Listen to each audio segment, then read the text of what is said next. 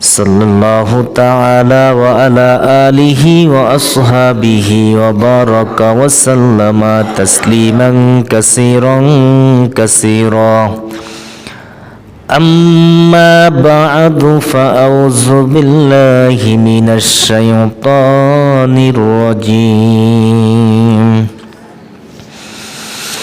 Bismillahirrahmanirrahim.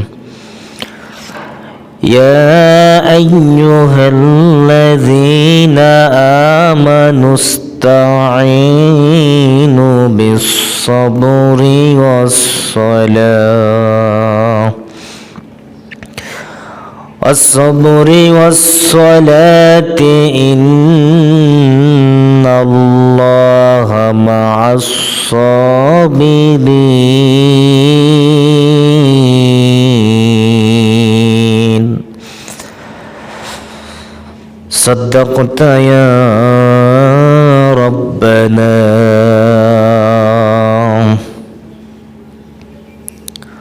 وقال الله تعالى أعوذ بالله من الشيطان الرجيم بسم الله الرحمن الرحيم قل إن صلاتي ونسكي ومحياي ومماتي لله رب العالمين.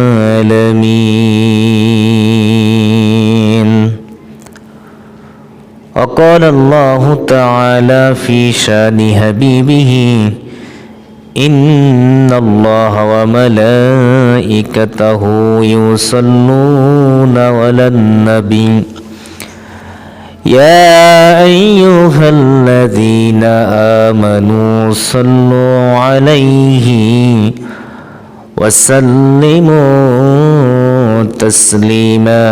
اللهم صل على محمد وعلى آل محمد كما صليت على إبراهيم وعلى آل إبراهيم إنك حميد مجيد. اللهم بارك على محمد وعلى آل محمد كما باركت على إبراهيم وعلى آل إبراهيم إنك حميد مجيد. سبحانك لا علم لنا إلا ما علمتنا إنك أنت العليم الحكيم. একটু জিকির করি লা ইলাহা ইল্লাল্লাহ লা ইলাহা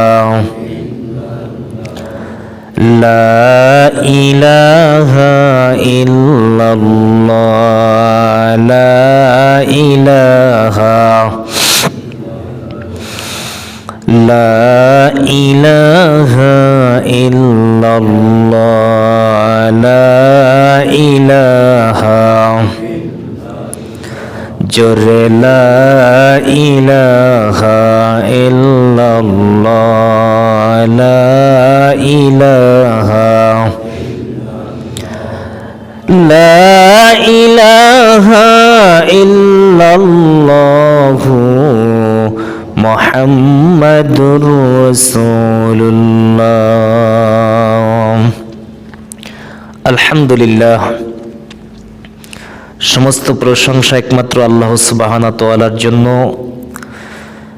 যার অশেষ কৃপায় প্রতি জুমার ন্যায় আজকের জুমায়ও যে আল্লাহ রাব্বুল আলামিন দয়া করে মায়া করে ইহসান করে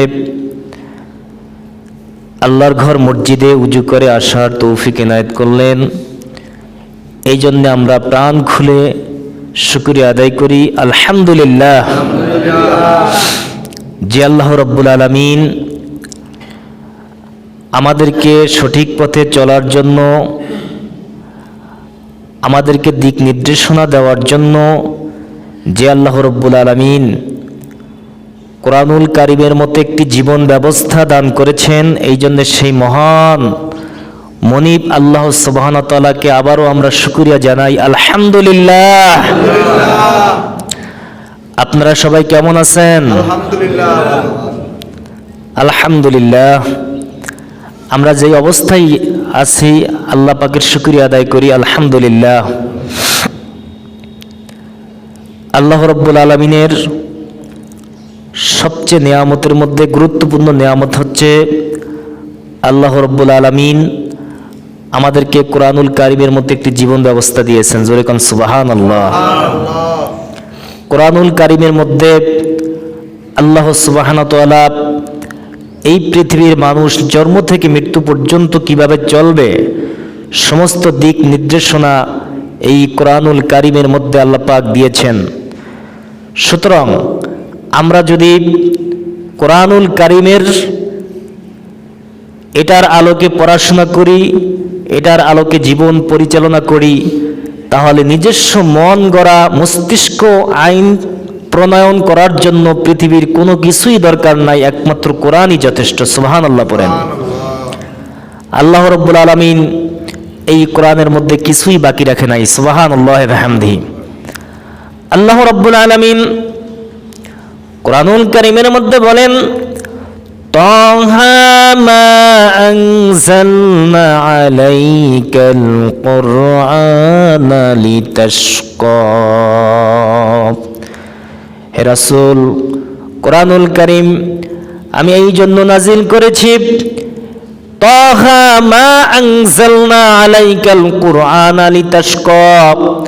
কোরআন যেই জাতির কাছে থাকবে, যাদের কাছে থাকবে এই কোরআনের অনুসরণ অনুশোচনা যারা করবে, আল্লাহ রাব্বুল আলামিন গোটা বিশ্ব জুড়ে শাসন ক্ষমতা তাদের হাতে তুলে দেবেন। সুবহানাল্লাহ পড়েন। তাহলে জন্ম থেকে মৃত্যু পর্যন্ত যা কিছু প্রয়োজন একমাত্র কোরআনুল কারীমের মধ্যে আল্লাহ রাব্বুল আলামিন দিয়ে দিয়েছেন। সুতরাং মানুষের তৈরি করা আইন মোতাবেক কোনো কিছুর প্রয়োজন নাই। আল্লাহ রাব্বুল আলামিন কোরআনের শুরু করেছেন বা দিয়ে, কি দিয়ে? জোরে কোন। বা দিয়ে শুরু করেছে আর শেষ করেছে মিনাল জিন্নাতি ওয়ান নাস, সিন দিয়ে শেষ করেছেন। তার মানে বা আর সিন দোনোটাকে মিলাইয়া দিলে হয় বাস, এনাফ, যথেষ্ট। তার মানে মানুষের তৈরি করা আইন মোতাবেক কিছু দরকার নাই। এই কোরআনের কারীমের সাথে যারা সম্পর্ক রাখবে, এই কোরআনুল কারীমের সাথে যারা সম্পর্ক রাখবে, কোরআন দিয়ে যদি আইন বিচার, সালিশ বিচার, সমস্ত জীবন পদ্ধতি চালাতে চাও, কোনো কিছুর দরকার নাই। আল্লাহ রাব্বুল আলামিনের এই কোরআনুল কারীমই যথেষ্ট। জোরে কোন সুবহানাল্লাহ। আল্লাহ রাব্বুল আলামিন সামনে আসতেছে আমাদের মেরাজ। এই মেরাজের রজনীতে আল্লাহ রাসূল অনেকগুলো শিক্ষা নিয়ে এসেছিলেন। জোরে কোন সুবহানাল্লাহ। 14টা শিক্ষা নিয়ে এসেছিলেন আল্লাহ রাসূল। আমি সেই মেরাজ সংক্রান্ত বিষয়ে আগামী জুমায় যদি আল্লাহ পাক হায়াতে বাঁচায় আমরা আলোচনা করব। তবে সেই মেরাজের অংশ হিসাবে আমরা ধারাবাহিকভাবে এই 4 জুমা বাবদ আমরা যে আলোচনা করেছিলাম নামাজের গুরুত্ব ফজিলত সংক্রান্ত বিষয়ে, এই বিষয়ে আলোচনা করলে অনেকগুলো আলোচনা করা যায়, কিন্তু আমি সংক্ষিপ্ত পরিভাষায় আজকে আমি আলোচনার টপিক শেষ করব। এরপরে আমরা আলোচনা করব মিরাজ থেকে, যে আল্লাহ রাব্বুল আলামিন মিরাজ থেকে শিক্ষা নিয়েছেন আর আমাদের জন্য করণীয় কি, মিরাজ সংক্রান্ত বিষয়ে আমাদের শিক্ষা কি, এই বিষয়ে আমরা আগামী জুমায় যদি আল্লাহ পাক বাঁচায় আমরা আলোচনা করব। তবে আজকে আমরা আলোচনা করব যে আল্লাহ রাব্বুল আলামিন এই মিরাজের রজনীতে সবচেয়ে বড় যে উপহার দিয়েছিলেন সেই উপহারটা হচ্ছে নামাজ। সেই উপহারটার নাম কি? নামাজ।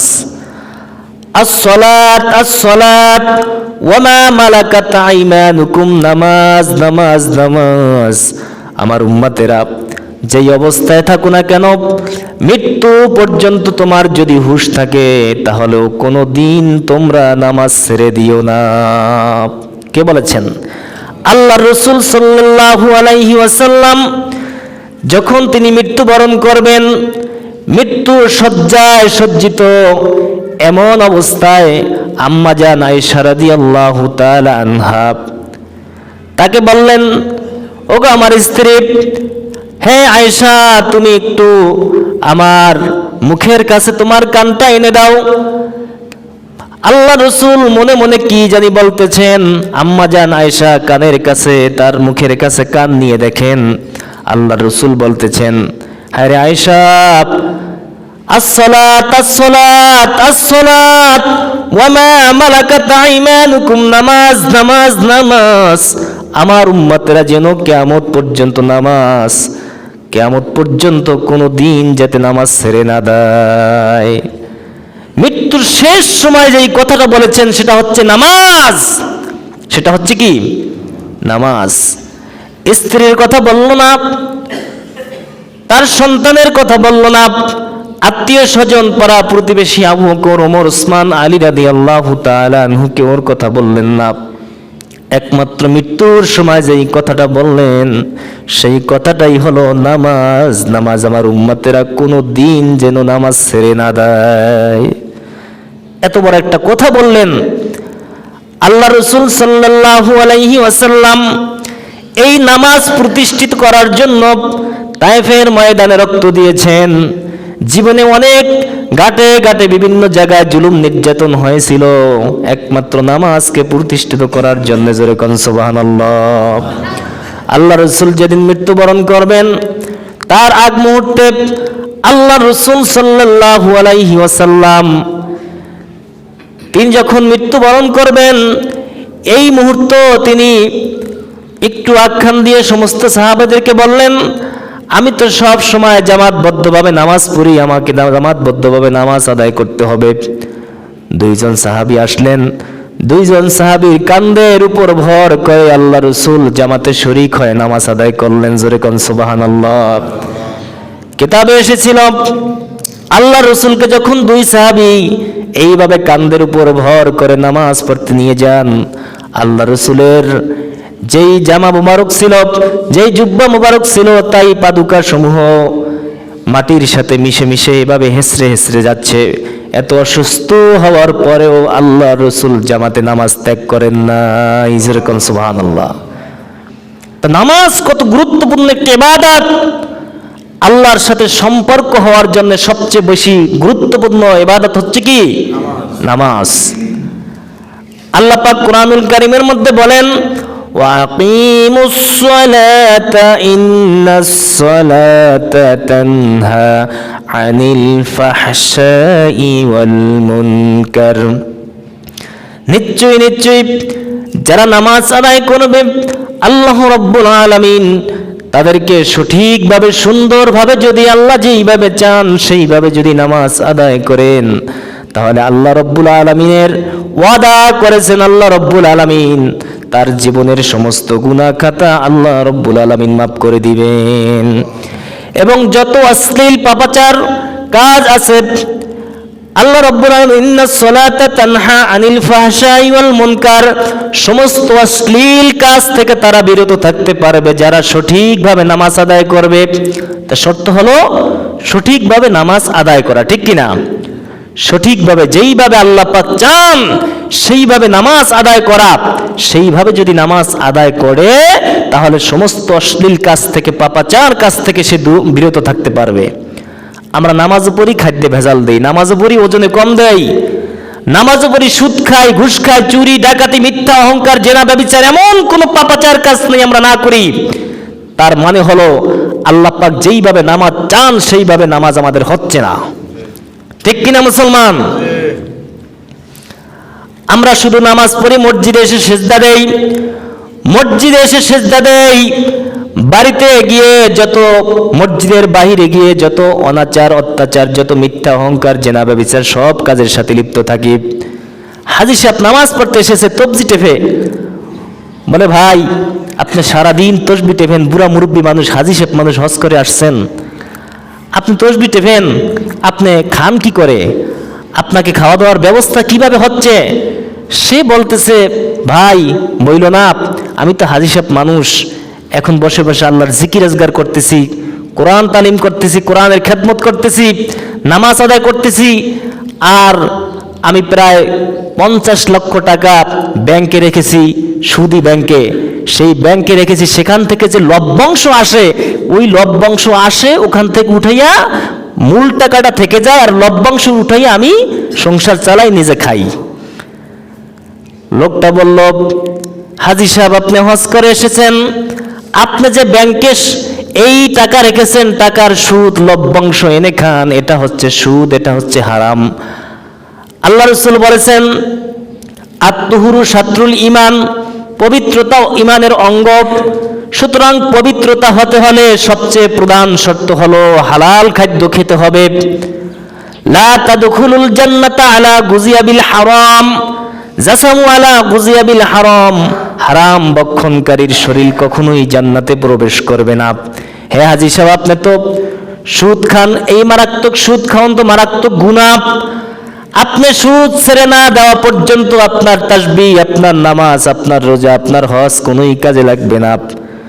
হাজী সাহেব বলতেছে, ওই ওয়াজ বাদ দাওয়ারই তো ভালোই জানি, আমি তো এই টাকাটা আমার নামে রাখি নাই, আমি জানি এটা সুদ, এটা ঘুষ, এটা মারাত্মক অন্যায়, এটা জানি হারাম, এই জন্য এই টাকা আমার নামে রাখি নাই, এই টাকা রেখেছি আমার স্ত্রীর নামে। জোরে কোন নাউজুবিল্লাহ। কার নামে রেখেছে?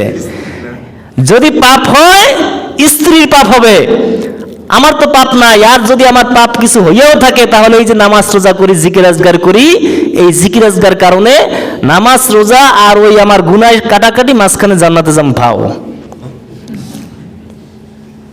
এটা আল্লাহ সমস্ত ফাঁকিবাজি বোঝেন কিনা? এই জন্য নামাজ আদায় করতে হবে যেইভাবে আল্লাহ সুবহানাহু ওয়া তাআলা চান, সেইভাবে নামাজ পড়তে হবে। প্রয়োজনে কম খাবো, প্রয়োজনে কম খাবো, তবুও হারাম খাদ্য খাবো না। প্রয়োজনে না খেয়ে মারা যাব, তারপরও জাহান্নামের অংশীদার হয়ে মারা যাব না।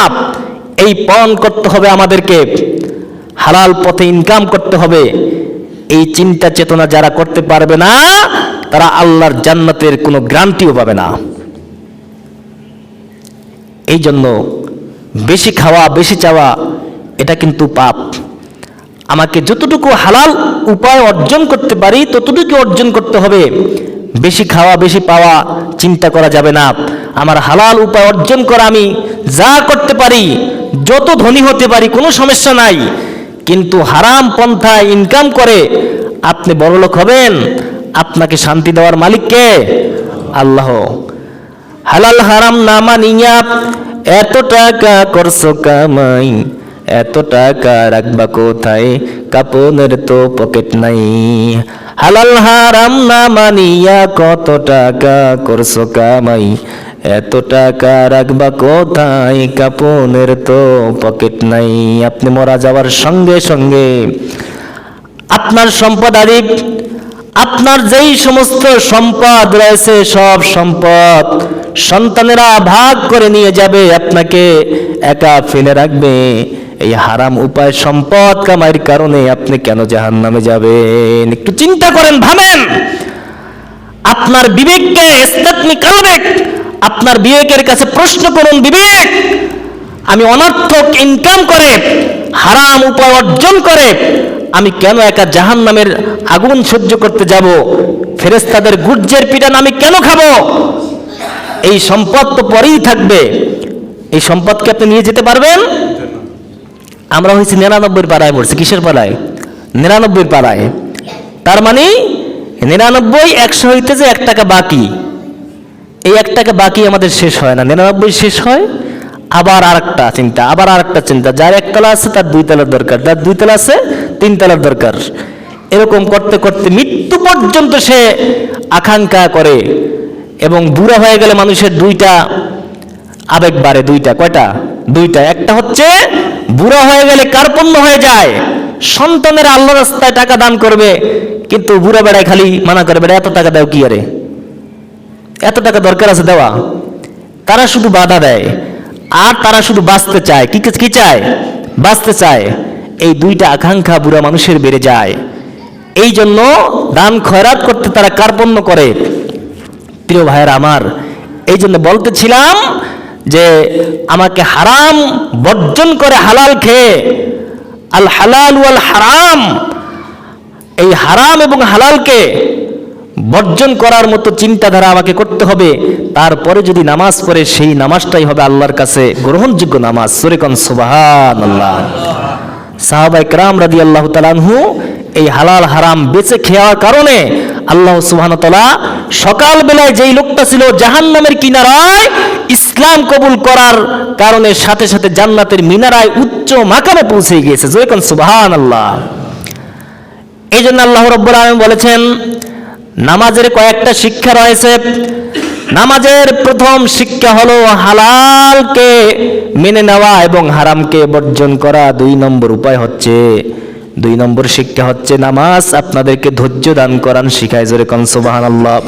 নামাজ কি শিখায়? ধৈর্য ধারণ করার শিখায়।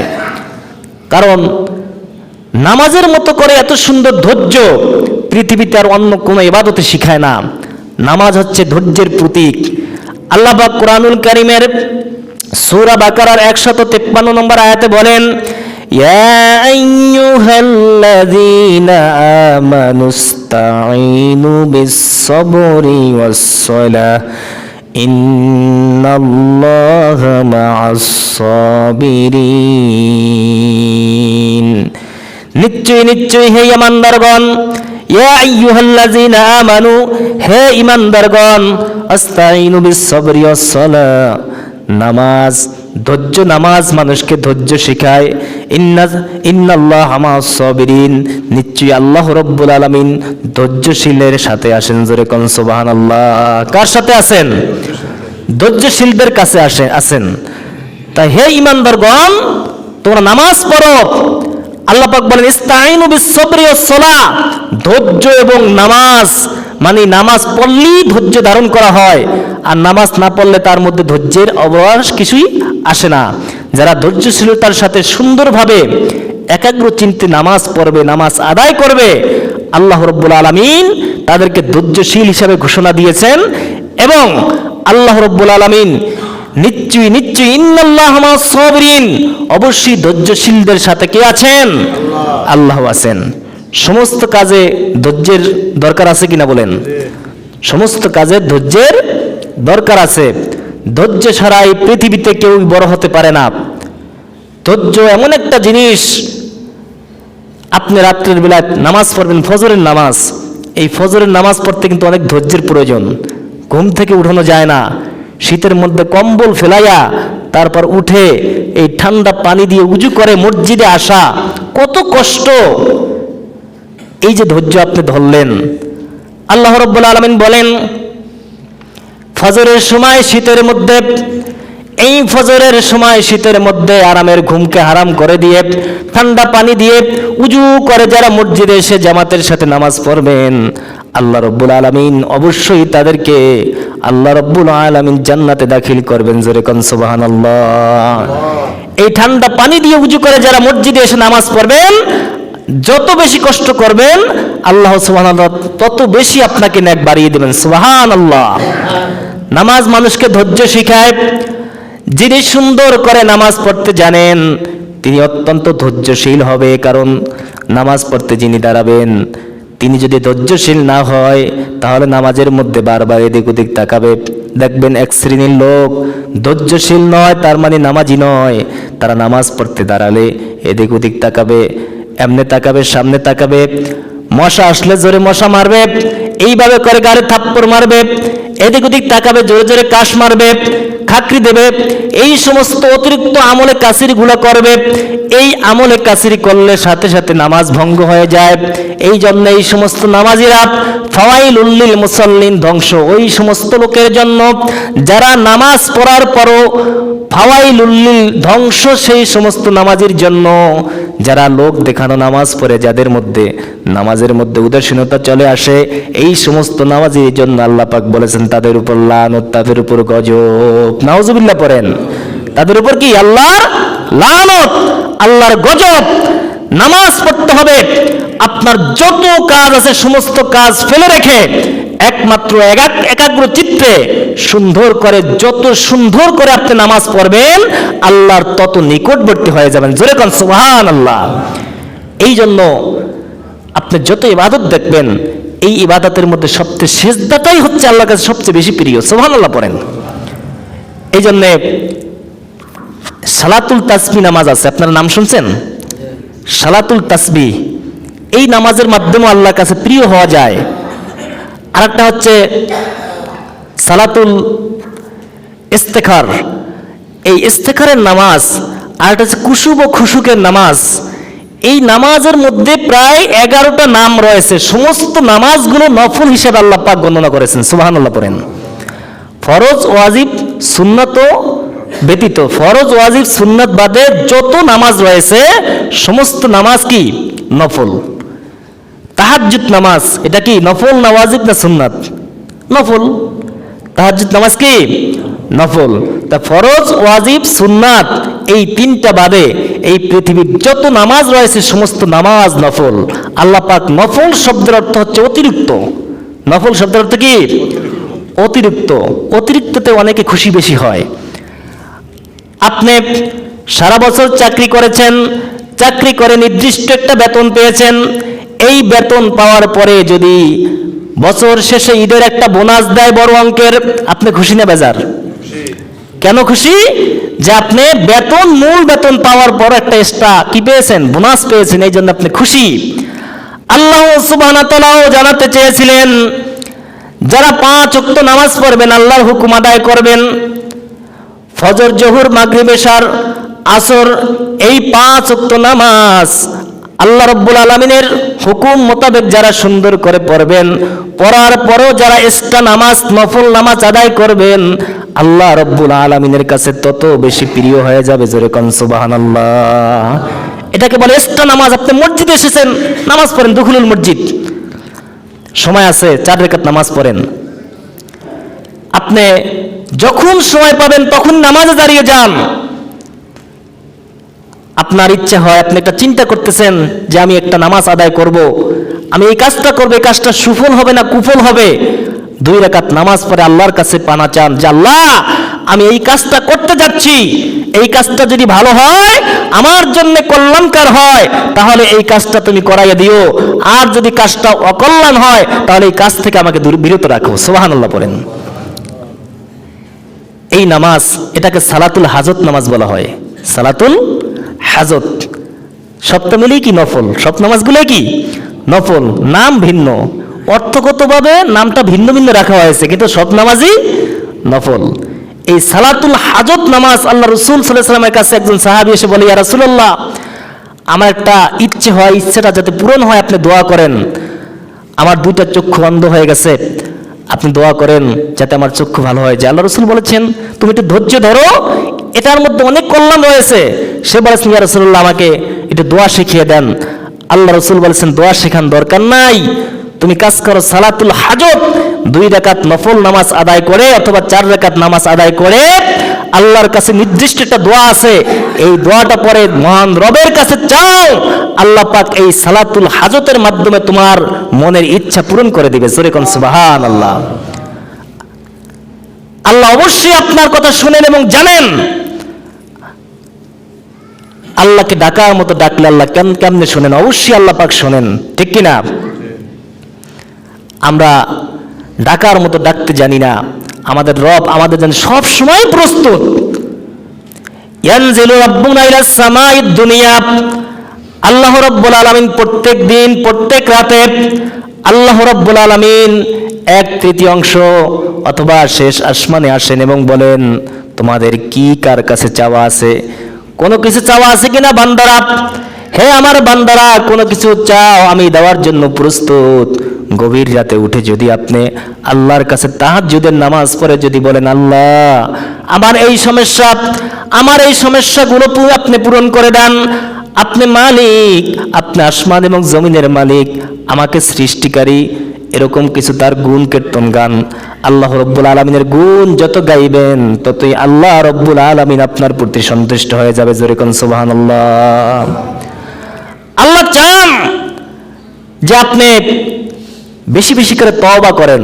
সালাতুল তওবা আছে একটা, সালাতুল তওবা মানে তওবার নামাজ। এই তওবা করার পদ্ধতি আবার 5টা। তওবা করার পদ্ধতি কয়টা? জোরে কোন কয়টা? 5টা। আপনি এই 5টা পদ্ধতিতে যদি তওবা না করেন, আপনি যত তওবা করেন আপনার তওবা কখনই কবুল হবে না। এই 5টা তওবা শিখে রাখতে হবে। মনে মনে তো করেন ইস্তিগফার মানে তওবা করলাম। হ্যাঁ, এই তওবা করার শর্ত হলো কয়টা? 5টা। 1 নম্বর শর্ত হলো, খেয়াল রাখেন, 1 নম্বর শর্ত হলো 2 রাকাত সালাতুল তওবা নামাজ পড়া, মানে তওবা করার জন্য নির্দিষ্ট 2 রাকাত নামাজ আদায় করা। 2 নম্বরে যায় নামাজে সুন্দর করে পুত পবিত্র হয়ে বসা। 3 নম্বরে আপনি যেই জন্য আপনি বসেছেন আপনার পাপকে নির্দিষ্ট করা, শনাক্ত করা। আল্লাহ আমি এই পাপটা করেছি, আল্লাহ আমি জেনা করেছি না বুঝে, ব্যভিচার করেছি, আল্লাহ আমি না বুঝে না শুনে একটা গুনাহ কাজ করে ফেলেছি। সেই গুনাহটাকে শনাক্ত করা, শনাক্ত বোঝেন মানে স্পষ্ট করা, নির্দিষ্ট করা যে আমি এই গুনাহটা করে ফেলছি, এই গুনার স্বীকৃতি দেওয়া 3 নম্বরে। 4 নম্বরে হলো আপনি দ্বিতীয়বার গুনাহ না করার ওয়াদা করা। যেরকম সুবহানাল্লাহ, দ্বিতীয়বার গুনাহ না করার কি করা? ওয়াদা দেওয়া যে আল্লাহ আমি যেই গুনাহ করেছি যতদিন পর্যন্ত আমি বেঁচে থাকি ততদিন পর্যন্ত আমি কোনো গুনাহ করব না। মালিক আমি যেই গুনাহ করেছি এই গুনার জন্য আমি অনুতপ্ত হয়েছি, আমি আর দ্বিতীয়বার কোনো গুনাহ করব না, এই ওয়াদা আপনার কাছে করতেছি। এই অনুশোচনা করে আপনি যদি প্রাণ খুলে চোখের পানি ফেলে কাঁদেন, আল্লাহ রাব্বুল আলামিন অবশ্যই আপনার দোয়া কবুল করবেন। জোরে কোন সুবহানাল্লাহ। অবশ্যই দোয়া কবুল করবেন। 5 নম্বরে বেশি বেশি ইস্তিগফার পড়া, বেশি বেশি ইস্তিগফার পড়া। প্রথম বললাম কি, আপনি পুত পবিত্র হয়ে যায় নামাজে বসা, কিবলামুখী হয়ে সুন্দর করে বসা, তারপরে হচ্ছে নামাজ আদায় করা, তারপরে আপনি যেই পাপটা করেছেন পাপের স্বীকৃতি দেওয়া, পাপ শনাক্ত করা, তারপরে আপনি দ্বিতীয়বার এই পাপটা না করার ওয়াদা করা। কার কাছে? জোরে কোন। তারপরে বেশি বেশি ইস্তিগফার পড়া। এই 5টা গুণ নিয়ে যেই ব্যক্তি তওবা করবেন এমন কোন গুনাহ নাই আমার আল্লাহ ক্ষমা করবেন না। জোরে কোন সুবহানাল্লাহ। অবশ্যই আমার আল্লাহ সেই গুনাহ মাফ করে দিবেন, ক্ষমা করে দিবেন। এই জন্য নামাজ হলো প্রধান শর্ত। আল্লাহ রাসূল বলেছেন, মান তারাকাস সালাতা মুতাআম্মিনান ফাকাদ কাফারা। ইচ্ছে করে যে নামাজ ত্যাগ করবে সে কুফরি করলো। ইচ্ছে করে যেই নামাজ ত্যাগ করবে সে কুফরি করবে।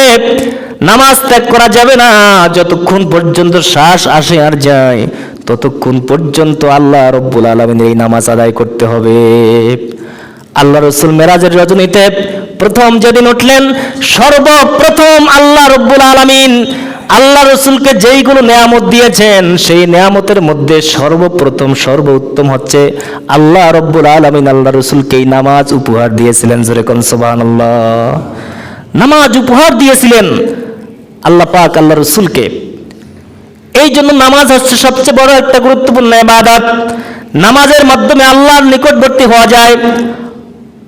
আল্লাহ রাসূল বলেছেন, 5 ওয়াক্ত যারা নামাজ আদায় করবেন, তোমাদের মসজিদের সামনে অথবা বাড়ির সামনে যদি কোনো একটা নদী থাকে অথবা পুকুর থাকে, এই পুকুরের মধ্যে যদি কোনো একটা লোক 5 বার গোসল করে তার গায়ে কোনো কি ময়লা থাকে? সাহাবাগণ বলল, ইয়া রাসূলুল্লাহ, তার গায়ে কোনো ময়লা থাকতে পারে না। আল্লাহ রাসূল বলেছেন, 5 ওয়াক্ত নামাজের উদাহরণ হলো সেই রকম যিনি যেন গোসল করে 5 বার গোসল করলে যেমন ময়লা থাকে না, ঠিক যিনি নামাজি তিনি 5 ওয়াক্ত নামাজ যদি আদায় করে সেই রকম আল্লাহ রাব্বুল আলামিন তার সমস্ত পাপগুলো সেইভাবে করে আল্লাহ রাব্বুল আলামিন একদম মুক্ত করে দেন। জোরে কোন সুবহানাল্লাহ। সেইভাবে করে একদম পুত পবিত্র থাকে যারা 5 ওয়াক্ত নামাজ আল্লাহর সন্তুষ্টির জন্য সুন্দর করে পড়ে। আল্লাহ পাক বলেছেন, নামাজ আমি চাপিয়ে দেই নাই, আমি মানুষের সাধ্যের বাইরে কোনো কিছু দেই নাই। তোমার উজু করতে কষ্ট হয়, তায়াম্মুমের ব্যবস্থা রেখেছেন। সুবহানাল্লাহ বলেন। তায়াম্মুমের ব্যবস্থা রেখেছেন। আপনি দাঁড়িয়ে নামাজ পড়তে পারেন না, বসে পড়েন। বসে নামাজ পড়তে পারেন না, শুয়ে পড়েন।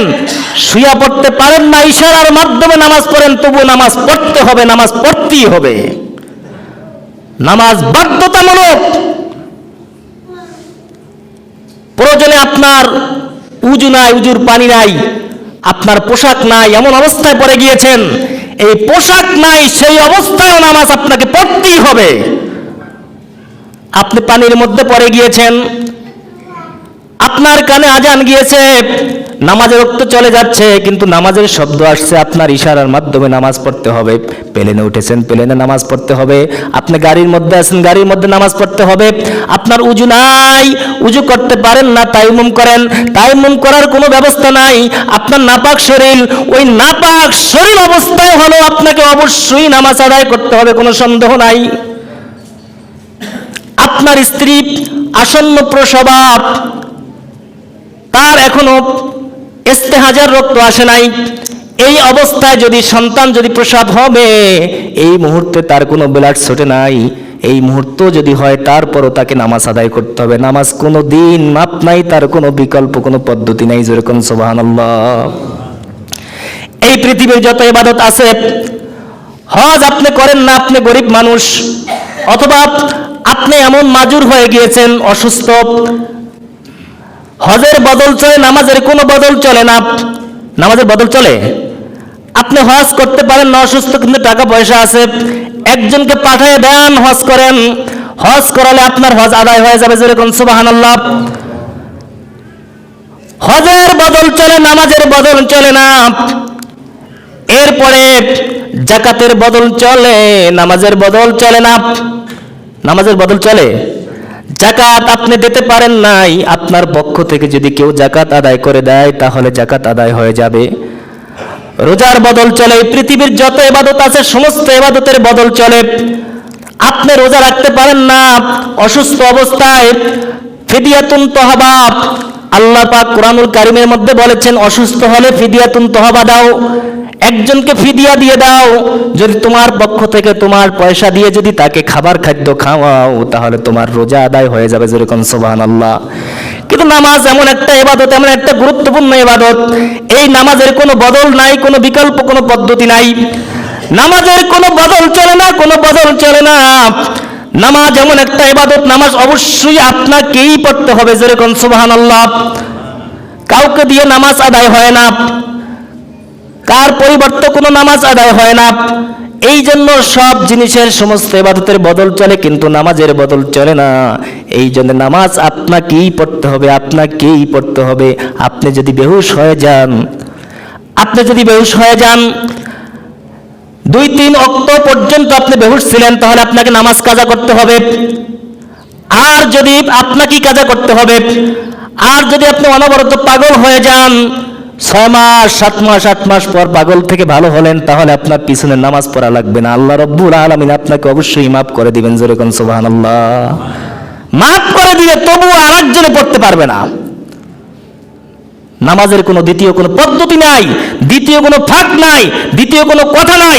নামাজ অবশ্যই আপনাকেই পড়তে হবে। কোরআনে আল্লাহ পাক অনেক কথা অনেক জায়গায় বলেছেন, আমি সেই কথাগুলো বলতে পারলাম না। আল্লাহ সুবহানাহু ওয়া তাআলা আমাদের সমস্ত কথাগুলো বুঝার এবং আমল করার তৌফিক দান করুন, এবং 5 ওয়াক্ত নামাজ জামাতের সাথে পড়ার তৌফিক দান করুন। জোরে কোন সুবহানাল্লাহ, জোরে কোন আমিন। আল্লাহ রাব্বুল আলামিন আমাদেরকে সমস্ত কথাগুলো বুঝার এবং আমল করার তৌফিক দান করুন। যারা সুন্নাত পড়েন তারা সুন্নাত পড়েন।